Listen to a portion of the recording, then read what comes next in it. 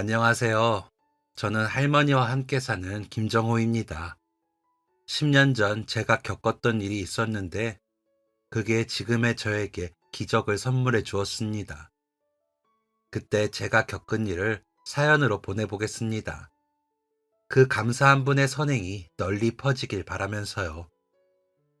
저는 부모님이 안 계십니다. 어머니는 저를 낳고 돌아가셨습니다. 저희 할머니가 어머니 얘기를 진짜 많이 해주셨어요. 아주 좋은 분이었다고 하셨습니다. 정호야, 너희 엄마는 정말 눈부시게 예뻤어. 이 할머니가 너희 엄마 처음 본 날 너무 예뻐서 깜짝 놀랄 정도였거든. 또 심성은 얼마나 고왔는지 몰라. 목소리도 참 예쁘고 정말 야무지고 똑부러지는 사람이었지. 참 안타까워. 그렇게 떠난 게 너무 안타깝다. 어머니는 정말 젊은 나이에 세상을 떠나셨습니다. 25살이셨대요. 저를 낳았을 때 나이가요. 원래 엄청 건강하시던 분이었는데 저를 낳고 출혈이 심해서 수술을 받다가 돌아가셨다고 했습니다. 저희 아버지는 어머니를 잃은 슬픔에서 한동안 빠져나오지 못하셨다고 하셨습니다. 너무 충격을 받으셨다더라고요. 아주 어릴 때부터 동네에서 계속 오빠 동생 하며 지냈던 두 분이었답니다. 그렇게 오랜 시간 서로에 대해 알아가다가 결혼을 하신 거였는데 너무나도 갑작스럽게 닥친 이별을 받아들이기가 힘드셨을 겁니다. 그것도 가장 행복해야 하는 순간에 가장 불행한 일이 닥쳤으니 그럴 법했었죠. 아버지는 원래 친할아버지가 운영하시는 일을 물려받기 위해서 배우고 계셨답니다. 작은 공장을 운영하고 계셨다더라고요. 저는 그때부터 주로 친할머니 손에 맡겨줬고 그렇게 부모님의 사랑 대신에 조부모님의 사랑을 받으며 자라게 되었습니다. 그러던 중 제가 3살쯤 되었을 때 친할아버지가 운영하시던 공장이 부도가 나게 되었고 쫄딱 망하고 말았답니다. 저희 친할아버지가 18살 때부터 공장에서 일을 하셨다는데 그렇게 공장을 전전하며 일을 하시다가 악착같이 돈을 모아서 나이 30에 차리신 공장이었답니다. 그리고 20년을 넘게 운영하셨던 공장이었는데 시장의 경제적인 문제를 어떻게 해결할 수는 없었고 결국 회사 문을 닫아야만 했습니다. 친할아버지는 회사를 잃은 슬픔에 술만 드셨다고 하더라고요. 알코올 중독자처럼 매일매일을 술에 의지해서 살아가셨답니다. 이 모습을 보다 못한 아버지는 막노동을 나가기 시작하셨답니다. 누군가는 집안의 가장 역할을 해야 하는데 친할아버지가 움직이실 생각이 없는 듯하여 아버지가 선택한 길이었습니다. 할아버지는 그렇게 술을 매일같이 드시더니 결국 술을 잔뜩 드시고 강에 빠져서 세상을 떠나셨습니다. 그게 제가 5살 때였습니다. 막노동을 하시던 아버지는 장소를 가리지 않고 돈을 벌 수 있는 곳이라면 어디든 가셨다고 했습니다. 지방 곳곳을 돌아다니면서 아버지는 일을 하셨습니다. 집에도 잘 못 들어오시는 탓에 저는 할머니 손에 의해 자라게 되었죠. 그러던 어느 날 집으로 전화 한 통이 걸려왔답니다. 아버지가 공사 현장에서 사고를 당해 돌아가셨다는 소식이었습니다. 그렇게 가족 모두를 잃고 할머니와 둘이 되었을 때가 제가 고작 7살 때였습니다. 그때부터 험난한 세상을 할머니와 둘이 의지하며 살아가야 했습니다. 그래서였을까요? 제가 생각해도 저는 어릴 때부터 참 특이한 아이였습니다. 바가지 같은 걸 머리에 쓰고 빗자루같이 기다란 걸 항상 손에 들고 다녔습니다.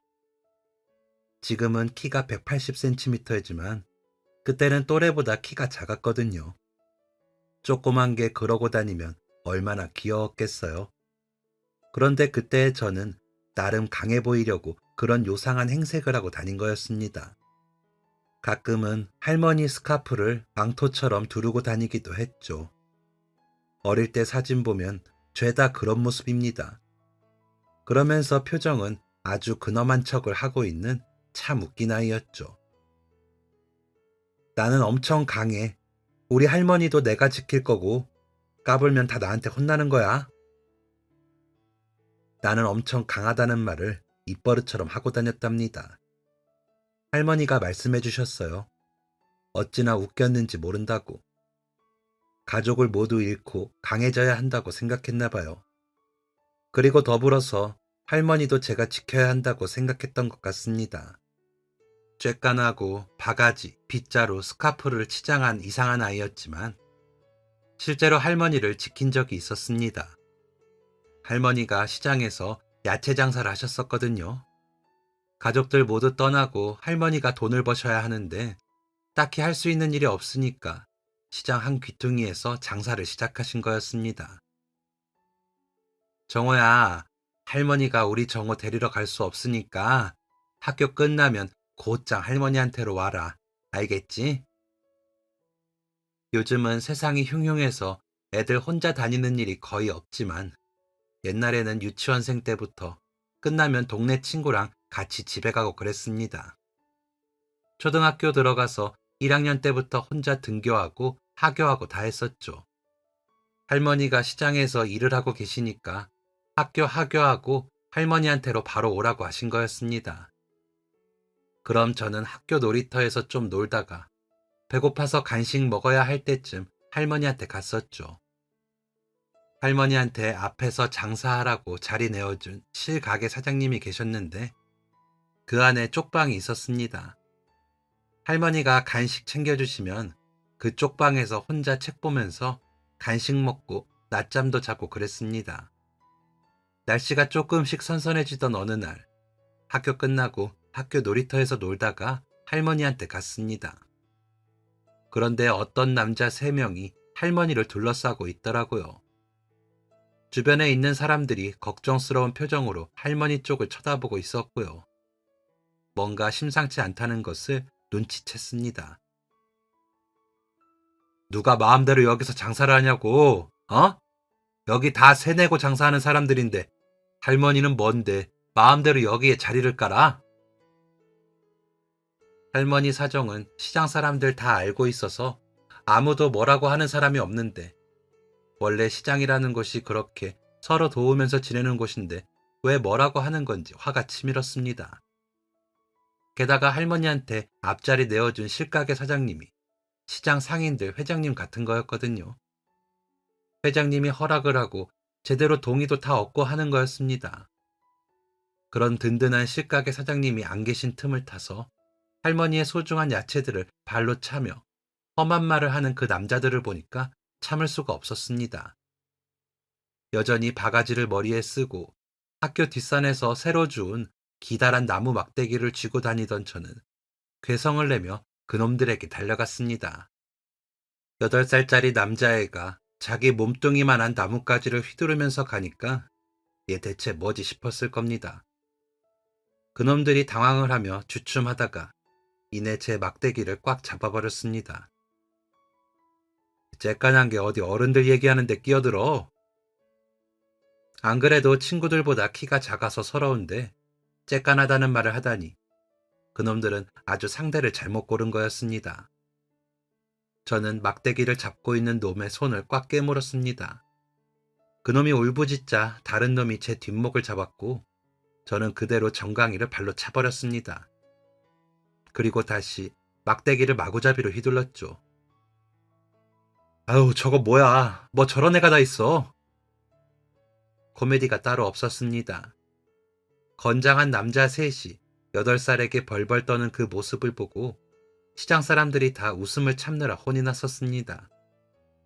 그때 실가게 사장님이 타이밍 좋게 등장을 하셨고 그놈들은 줄행랑을 쳤습니다. 얘기를 들어보니까 그냥 동네 불량배들이라고 하더라고요. 가끔 심심하면 시장에 와서 여기저기 시비를 걸고 다니는 놈들인데 그날은 저희 할머니가 타깃이 된 거였고 운 나쁘게도 저를 만난 거였죠. 실가게 사장님이 잘했다며 과자를 주셨습니다.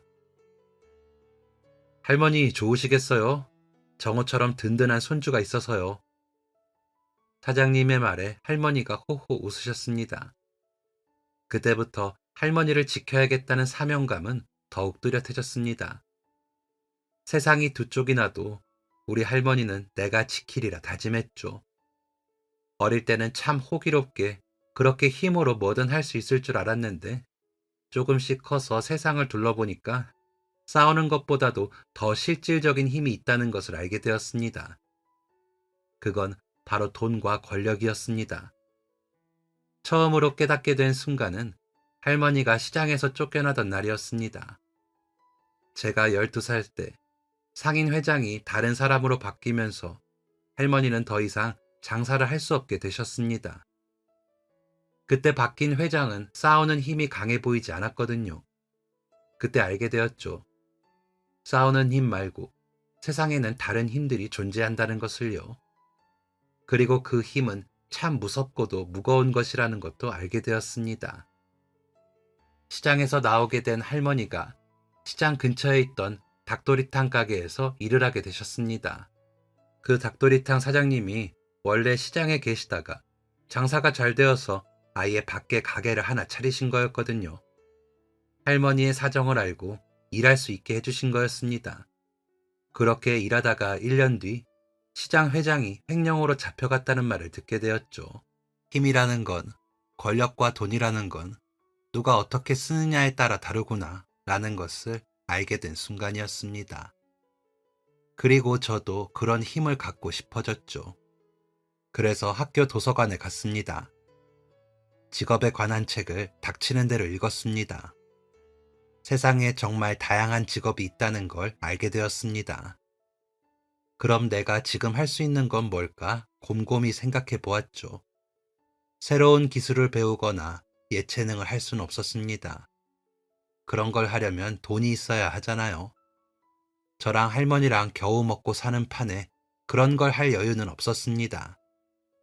한참을 생각해 보다가 내린 결론은 결국 공부였습니다. 지금 내가 할 수 있는 유일한 것은 공부밖에 없다는 걸 알게 되었죠. 그 공부가 나중에 나한테 강한 힘을 가져다 주리라 믿고 그때부터 열심히 공부하기 시작했습니다.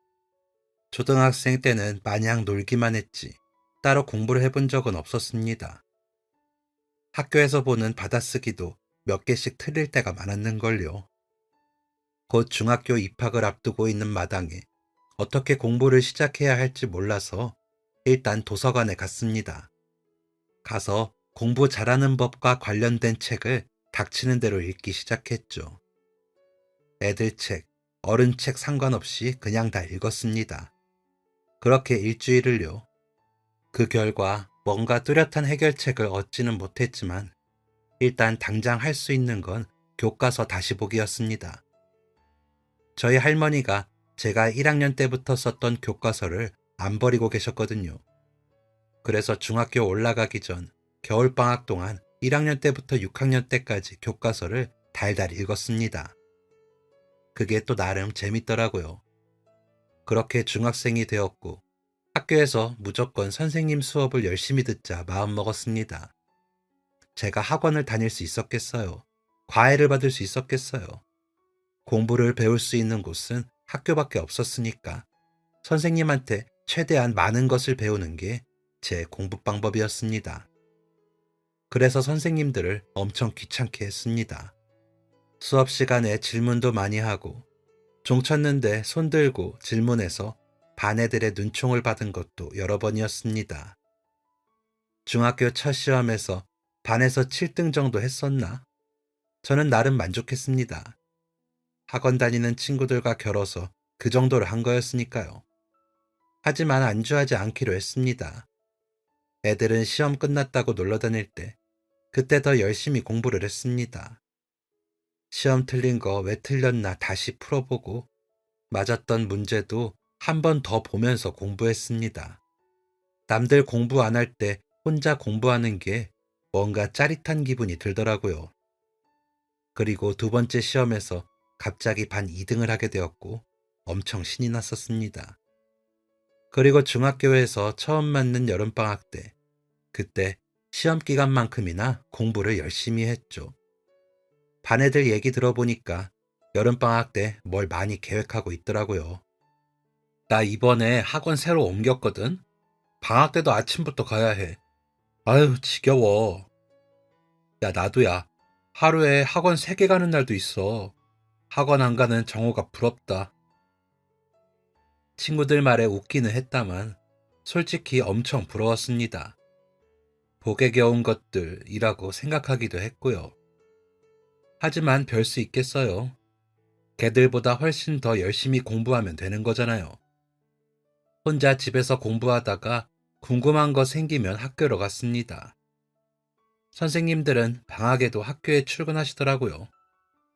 방학에도 선생님들 쫓아다니면서 공부하니까 저를 모르는 선생님들이 없으셨습니다. 제가 혼자 열심히 공부하니까 아마 기특하셨겠죠. 그래서 몇몇 선생님들께서 제게 문제집을 주기도 하셨습니다. 이 문제집이 보기 쉽게 나왔어.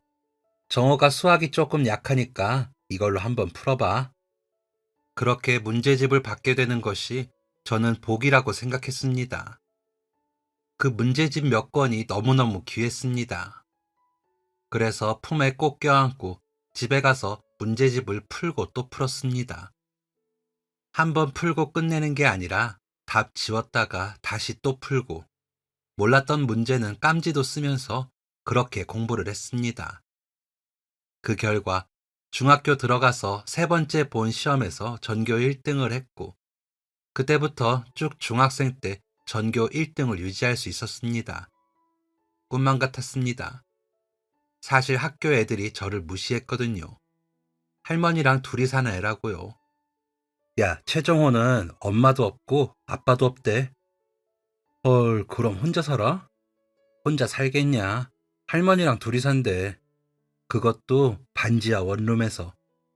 우리 아빠 친구가 그 집 주인이래. 오, 최정호 완전 거지네. 제 앞에서 마치 제가 들으라는 듯이 저를 흉보면서 깔깔대는 애들이 여럿이었습니다. 제가 부모님이 안 계시는 게 뭐 대수라고. 저는 부모님만큼이나 저를 사랑하는 할머니가 계시니까 하나도 서럽지 않았거든요. 그런데 그게 엄청 대단한 흠이라고 애들은 수군거렸습니다. 그리고 부모님이 안 계시다는 이유로 저를 얕잡아보고 하대하는 애들도 있었죠. 그건 초등학교 고학년 때부터 시작되었습니다. 부모님이 안 계시는 거랑 저를 막대하는 거랑 무슨 상관인 건지 모르겠더라고요. 제게 나쁜 말을 하고 거지라는 말을 일삼고 제 물건을 자기네들 마음대로 쓰고 제 몸에 손찌검을 하는 것까지 그렇게 학교 생활을 했었습니다. 물론 할머니께는 말씀을 안 드렸죠. 분명 엄청 걱정하실 테니까요. 할머니께는 나 친구 많다, 학교에서 인기도 많다, 오늘도 친구들하고 놀다가 왔다 등의 거짓말을 했었습니다. 5학년쯤부터 3년 가까이 그런 대우를 받으며 학교 생활을 했는데 제가 전교 1등을 하자 애들의 대우가 완전히 달라졌습니다. 야, 너 무슨 학원 다녀? 엄마가 물어보래. 정호야, 오늘 학교 끝나고 우리 집 갈래? 아빠가 너 데리고 오라는데. 정호야, 나 이 문제 좀 알려주면 안 돼?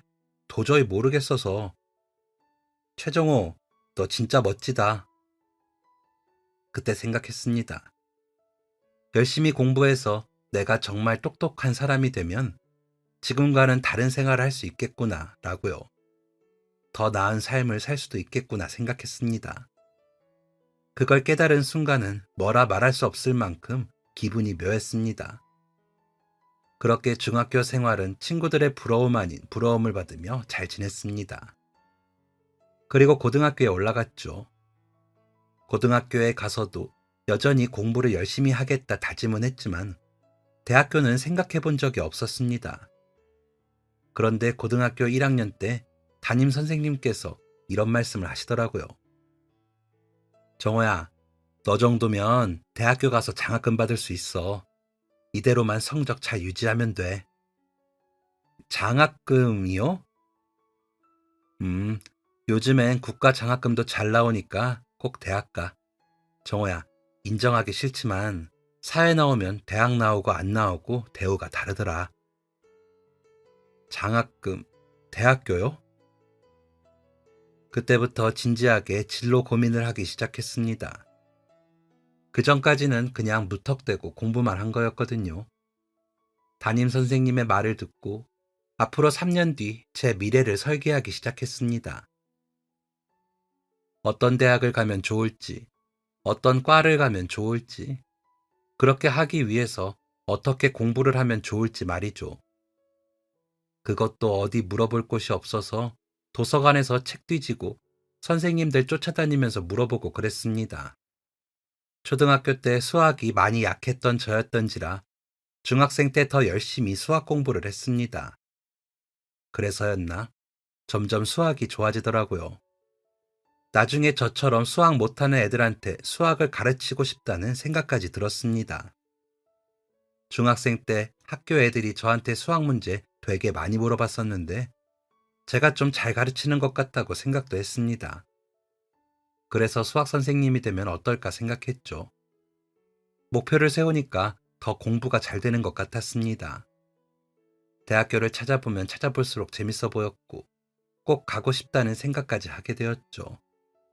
내신 관리 잘하면서 수능은 무조건 잘 보리라 생각하며 정말 죽을 둥 살 둥 공부를 했습니다.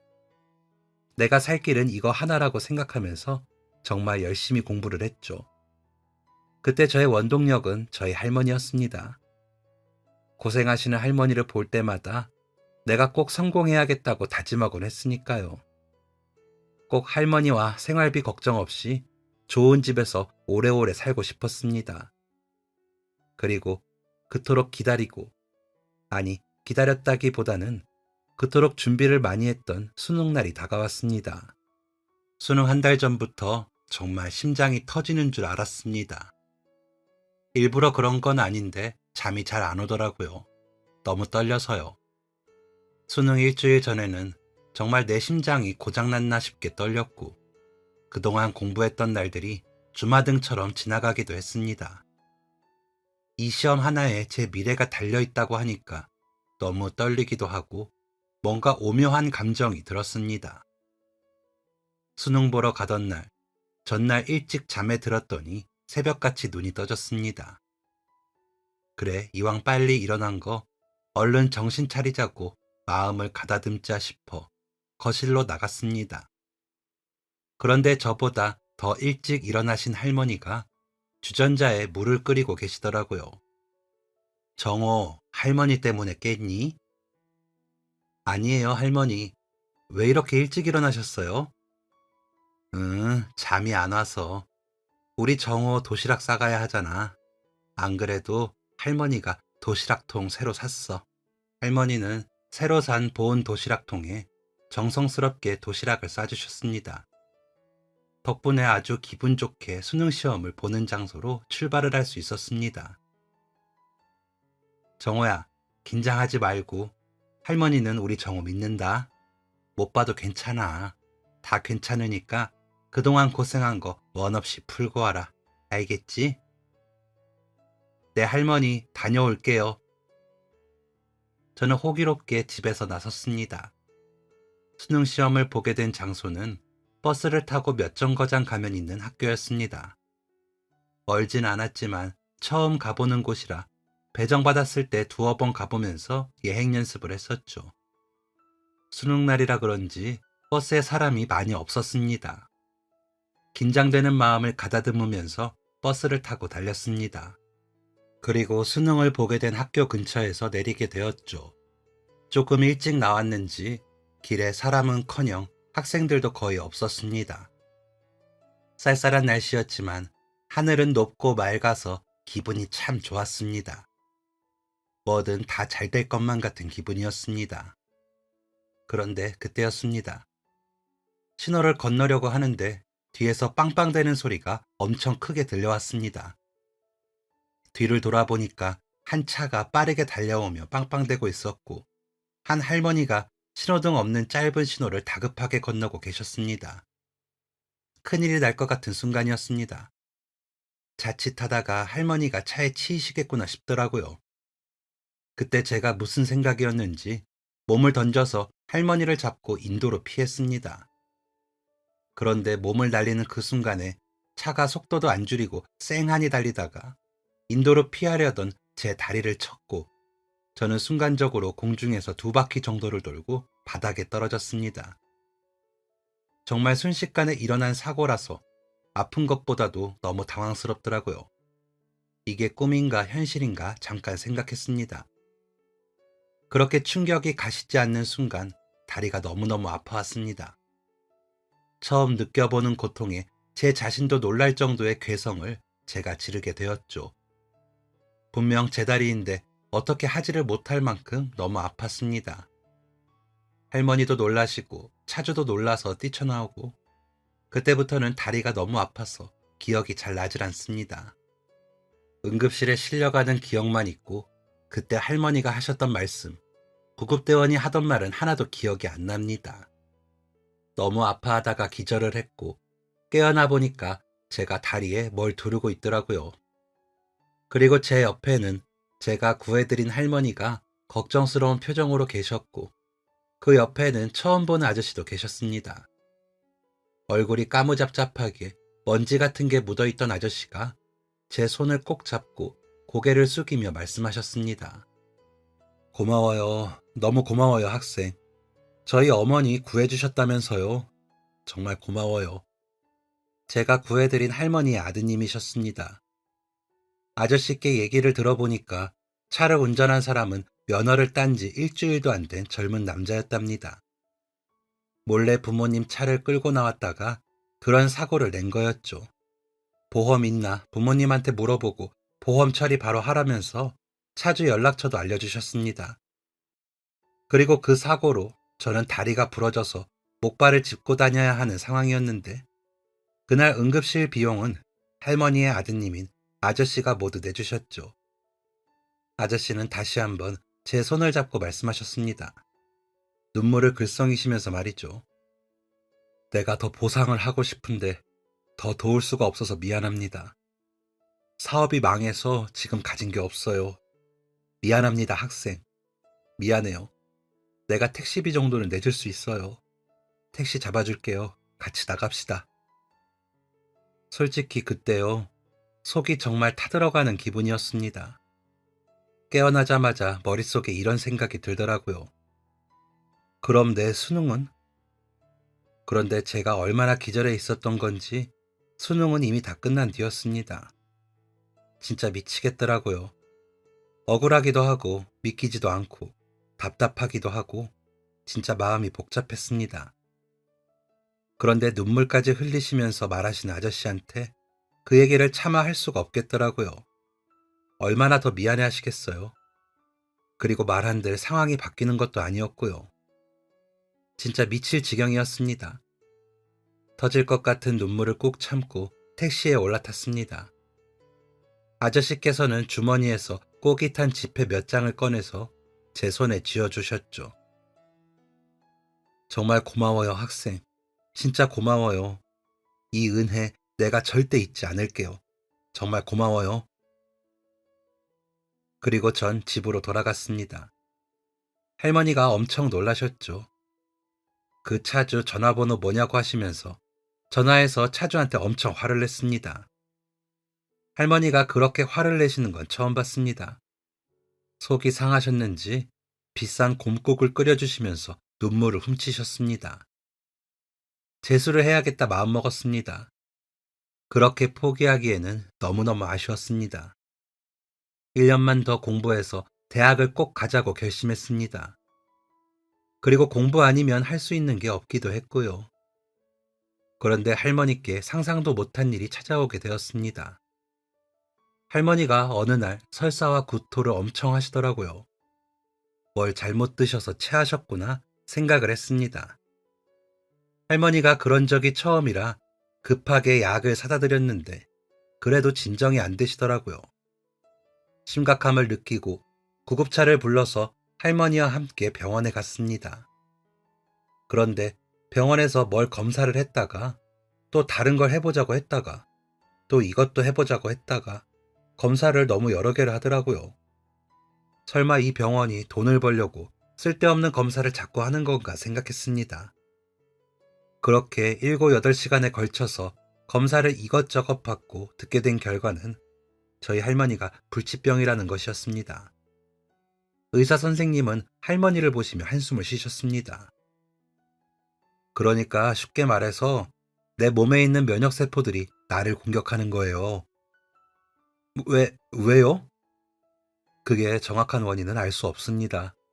완치라는 개념이 없고 평생 안고 가야 하는 병입니다. 왜, 왜 저희 할머니가, 왜 그런 병에, 연세가 있으신 상태에서 발견되는 경우는 적은 편인데, 루푸스 환자분들이 꽤나 많이 계십니다. 그래도, 그래도 왜 저희 할머니가 약 처방해 드릴 테니 가는 길에 약국 들렸다가 가세요. 머릿속이 하얘졌습니다. 갑자기 이게 무슨 일인지 멍하니 할머니를 보고만 있었습니다. 그리고 속으로 생각했습니다. 할머니, 우리 인생은 왜 이럴까요? 왜 이렇게 힘들게 살아야만 하는 걸까요? 잠시도 행복할 수 없는 걸까요? 생소한 병명을 검색해 보니까 의사 선생님 말씀대로 꽤 많은 사람들이 겪고 있다는 걸 알 수 있었습니다. 어린 아이들도, 연세가 있으신 분들도, 그동안 할머니가 왜 계속 아프셨는지 이해가 되었습니다. 그게 다 병 때문이었다는 걸 알게 되었죠. 앞으로 어떻게 할머니를 보살필 수 있을지는 제대로 판단이 안 되었지만, 그래도 할머니를 꼭 지켜드려야겠다는 마음만은 확고했습니다. 그날부터 저는 일을 해야만 했습니다. 몸이 아픈 할머니가 나가서 일을 할 수는 없는 노릇이었습니다. 저는 가장 빨리 할 수 있는 일을 찾아보다가 고깃집에서 아르바이트 일을 하게 되었습니다. 동네에 있는 고깃집이었는데 가게 문에 주방 직원 구함이라고 적혀 있더라고요. 주방 일이라고는 해본 적이 없었지만 그냥 무턱대고 들어가서 돈 벌어야 하니까 저 좀 써달라고 했습니다. 그때부터 매일 1시부터 밤 11시까지 고깃집 일을 하게 되었습니다. 그러면서 제 마음속에 미련이 가득하더라고요. 공부를 놓을 수는 없었습니다. 어떻게 해서든 저는 대학에 가고 싶었습니다. 고깃집 주방에서 일을 하면서 더 그런 생각이 또렷해지더라고요. 그 고깃집에 그 근방 회사원들이 많이 왔었거든요. 저도 저들처럼 일을 하고 싶다는 생각이 들었습니다. 그리고 그 방법은 대학뿐이라고 생각했고요. 일하느라 충분한 시간을 공부하진 못했지만 그래도 하루도 공부를 안 한 날은 없었습니다. 일이 고되어서 너무너무 힘든 날에도 책을 펼쳐서 한 글자라도 읽고 잤습니다. 생각해보니까 아르바이트 시작한 지 얼마 안 되어서 졸업식을 했었습니다. 2월에 졸업식을 했거든요. 그때 친구들 부모님들을 보게 되었는데 뭔가 기분이 좀 이상했습니다. 나는 왜 부모님이 안 계실까 생각하기도 했고요. 겨울방학 동안 못 보다가 오랜만에 본 친구들의 근황을 듣는 것도 그랬습니다. 나는 아빠가 하시는 사업이나 물려받으려고. 난 여름에 워킹 홀리데이 가려고. 재밌겠지? 난 방학 동안 베트남 다녀왔는데 또 가고 싶다. 불과 두어 달 전까지만 해도 같은 교실에서 공부하던 친구들이었는데 갑자기 그 친구들이 멀게만 느껴졌습니다. 성인이 된 순간 그들과 어떤 급이 나누어지는 기분이었습니다. 슬픈 기분도 있었고 억울한 기분도 들었습니다. 나도 성공해서 저들과 비슷한 세상에 살으리라 다짐하게 되었죠. 다시 한번 이를 악물었습니다.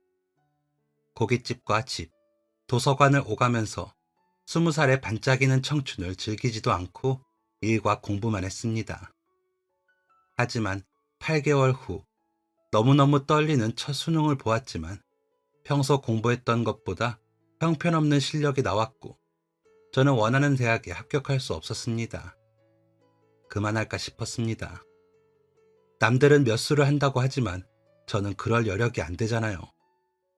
대학교를 붙건 안 붙건 여전히 고깃집 일을 나가야 했고 여전히 할머니는 아프셨고 저는 여전히 생활비를 벌어야 했습니다. 그냥 계속 고깃집 일을 하면서 돈만 벌어야 하나 고민하던 중 우연히 고깃집에 온 동창을 만나게 되었습니다. 정호야, 너 여기서 일하는구나. 재수한다는 얘기는 들었는데 잘 봤어? 아니, 뭐, 넌 잘 될 거야. 학교 다닐 때 너만큼 똑똑한 애가 또 있었냐? 그에 비해 나는 내신 영 별로라 일찍이 수능 팠잖아. 그 덕에 꾸역꾸역 서울권 대학 가긴 했지. 학교 다니는 거 진짜 재밌어. 너도 재밌게 다닐 수 있을 거야. 그 친구는 별 생각 없이 했을 그 말이 제게는 큰 용기가 되었습니다. 그래, 학교 다닐 때 정말 열심히 공부했는데 지금 나는 그만큼 하고 있나? 이렇게 되돌아보는 시간도 되었고요. 고민을 하다가 과감하게 일하는 시간을 좀 줄였습니다. 대학 못 가면 죽는다 생각하고 다시 1년 동안 공부를 시작했습니다. 최고 좋은 성적으로 대학에 합격하겠다는 큰 꿈을 품고 하루하루를 치열하게 제 자신과 싸웠습니다. 그리고 그렇게 1년을 보낸 끝에 드디어 해냈습니다. 드디어 그토록 꿈꾸던 대학교에 합격할 수 있었습니다. 그것도 제가 제일 가고 싶었던 서울대학교에 합격하게 되었습니다. 할머니가 정말 대성통곡을 하셨습니다. 할머니가 해준 것도 없는데 이 할머니가 집만 되었을 텐데 정말 잘했다 정호야. 이 할머니가 우리 정호 앞길을 쓸고 닦아줘야 하는데 짐이 되어 미안해.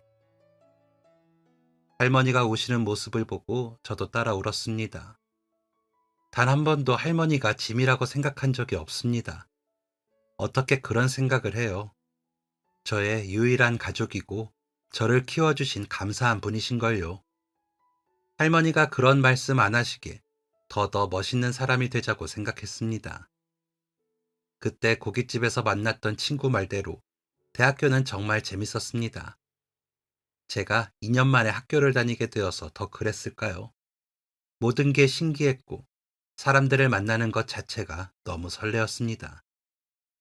고등학교를 다닐 때보다 훨씬 긴 수업을 들어도 마냥 재밌었습니다. 전국 각지에서 온 다양한 동기들과 어울리는 것도 참 새로웠습니다. 그리고 그 중에는 저처럼 형편이 어려운 애들도 있었죠. 정호야, 너는 과외 안 해? 과외? 내가 그런 걸 어떻게 해? 야, 우리 과 수석인 네가 과외를 왜 못해? 지나가던 강아지가 웃겠다. 너는 과외하고 있어? 지금은 2명인데 다음 달에 1명 더 하게 될 것 같아. 그럼 돈은 어느 정도 받아? 꽤 많이 받지. 주 5일 아르바이트 하는 것보다 나아. 너도 시작해봐. 사이트 주소 알려줄게. 나 이거 해서 내 동생 학원비 보태주거든. 우리 아빠 편찮으시잖아. 내가 제일 잘하는 걸로 돈 버는 게 얼마나 뿌듯한지 몰라.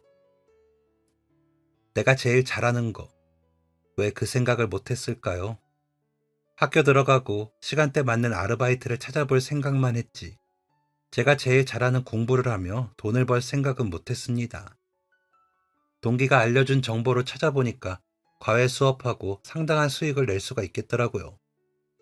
그때부터 평일이고 주말이고 가리지 않고 시간 되는 한 최대한 많이 과외를 하러 다니기 시작했습니다. 그 중에는 중학생도 있었고 고등학생도 있었죠.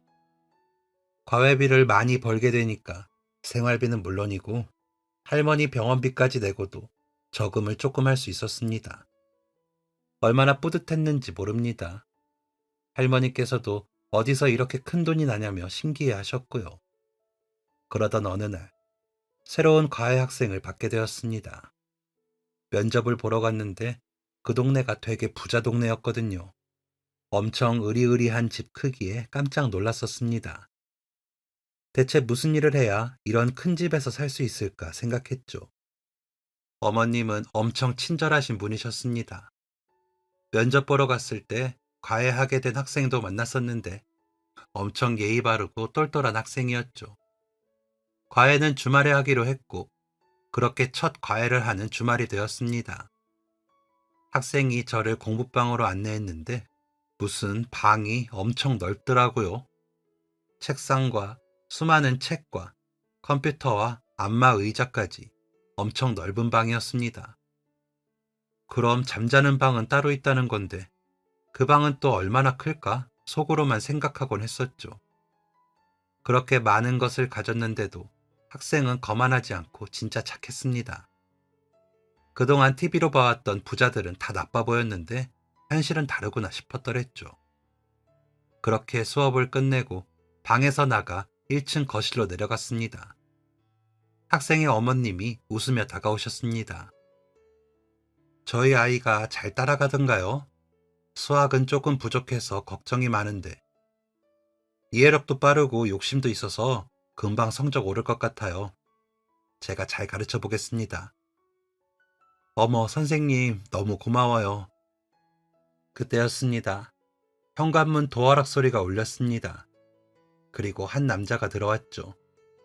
깔끔한 양복 차림에 머리도 단정하게 넘긴 모습이었습니다.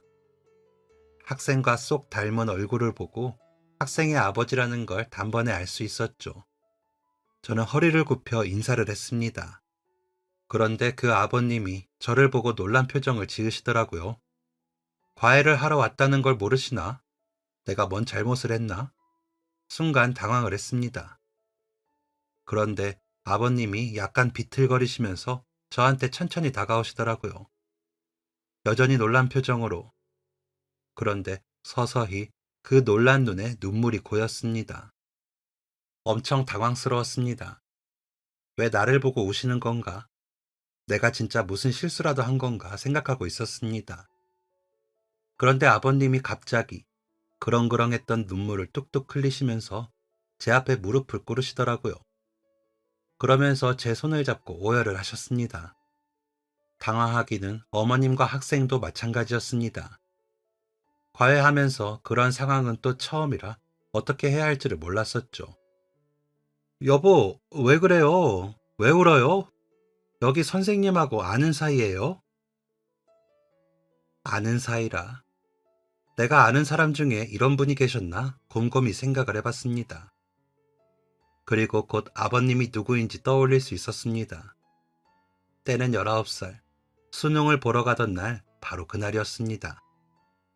그날 제 다리가 부러져가며 구했던 할머니, 바로 그 할머니의 아들이셨던 겁니다. 그때 제게 꼬깃한 돈을 주시며 택시를 잡아주셨던 바로 그 아저씨였던 겁니다. 아저씨? 너무 놀랍더라고요. 긴가민가 해서 또 한참을 아저씨 얼굴을 쳐다만 보기도 했습니다. 아저씨는 한동안 눈물을 멈추지 못하시다가 겨우 진정을 하시고 제게 2년 반 동안의 이야기를 들려주셨습니다. 저를 처음 만났을 때 사업이 망했다던 아저씨는 근 2년 반 만에 다시 사업을 일으키셨답니다. 그땐 정말 파산 신청을 해야 하나, 진짜 처자식이 없으면 한강물에라도 뛰어들고 싶은 심정이셨답니다. 동업자가 투자금을 다 가지고 도망쳤다고 하시더라고요. 그러다가 저를 만나고 얼마 지나지 않아 그 동업자를 잡게 되었고 투자금을 회수해 다시 거래처들과 거래를 성사시키며 사업을 일으켰고 사업이 번창을 해서 고급 주택으로 이사까지 하게 되었다고 하셨습니다. 와, 정말 잘 되었네요. 축하드려요, 아저씨. 할머니는요? 잘 지내세요? 네, 덕분에 건강히 잘 지내고 계세요. 고향에서 살고 싶다고 하셔서 지금은 고향에서 어머님, 아버님이 같이 지내고 계세요. 학생 만났다는 소식 들으면 엄청 기뻐하시겠어요. 사실 저랑 어머니가 학생을 엄청 찾았거든요. 저를요? 네, 사업 일으키고 바로 찾기 시작했어요. 병원에 연락처라도 알려달라고 몇 번이고 찾아갔었는데 안 된다고 하더라고요. 개인정보라서 그건 안 된다고. 저희 아들이 인터넷에 한번 올려보자고 해서 아들이 대신 글 써줘서 올려보기도 하고 그때 많은 사람들이 글 보고 연락도 주고 했는데 결국은 못 찾았어요.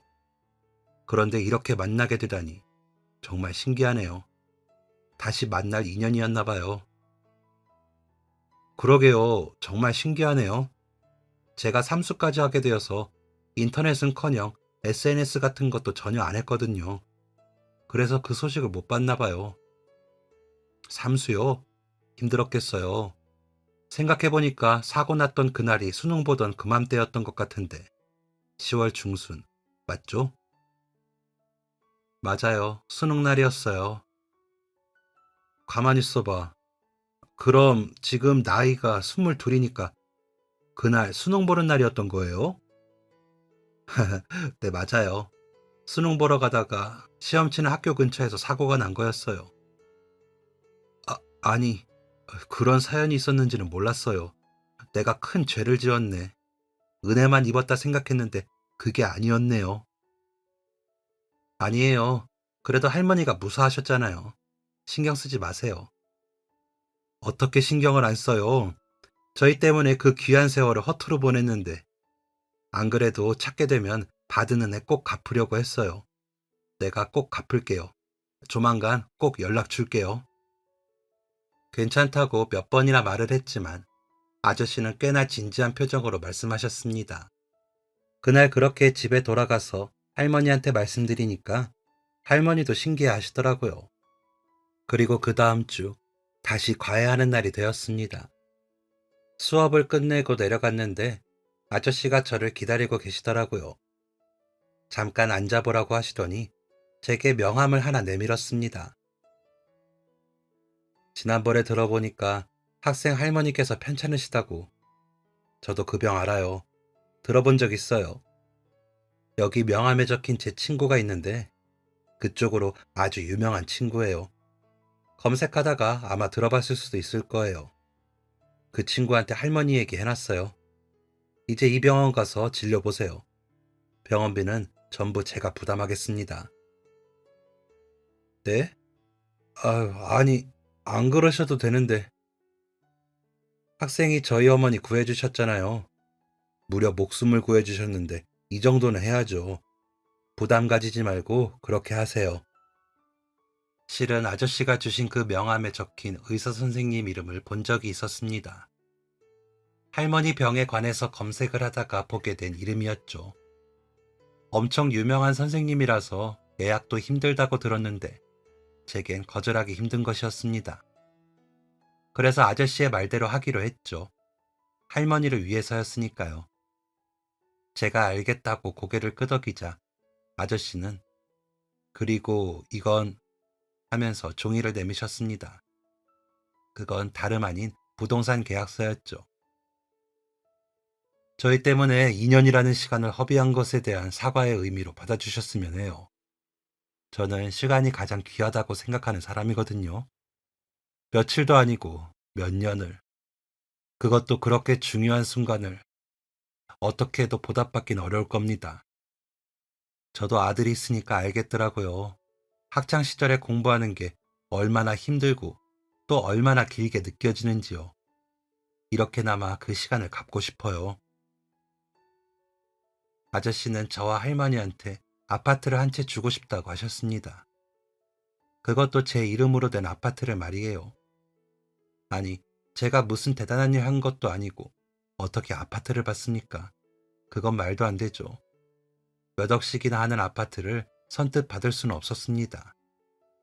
그래서 도망치듯 집에서 나왔는데 그날부터 매일매일 아저씨한테 연락이 왔습니다.